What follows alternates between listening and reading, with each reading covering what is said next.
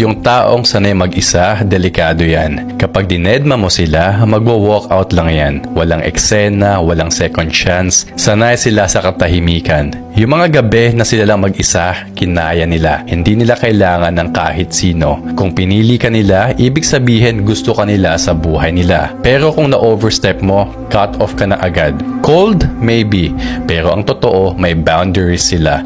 At hindi sila natatakot gamitin yon. Try mo silang i-manipulate, threaten na aalis ka, bubuksan pa nila yung pinto para sa'yo. Hindi dahil sa wala silang pakialam, kundi kasi hindi nila kailangan habulin yung mga taong hindi para sa kanila. Kasi alam nila, better to lose a person than to lose yourself. Hindi sila nag-chase, hindi sila nang hihingi. Pinapangalagaan nila ang peace of mind nila. Dahil pinaglaban nila to ng matagal na panahon. At kapag ang tao ay kontento na sa sarili niya, wala kang magagawa. Wala kang power sa taong buo na mag-isa pa lang. Hindi sila natatakot maging mag-isa. Pinapahalagahan nila yan. Marami na silang pinagdaanan at nalampasan. Hindi sila bitter. Totoo lang sila sa sarili nila. Kasi kapag pinili ng tao ang respeto sa sarili kaysa sa drama at gulo, kapag pinili niya ang peace kaysa sa toxic na companionship, that person becomes powerful and dangerous.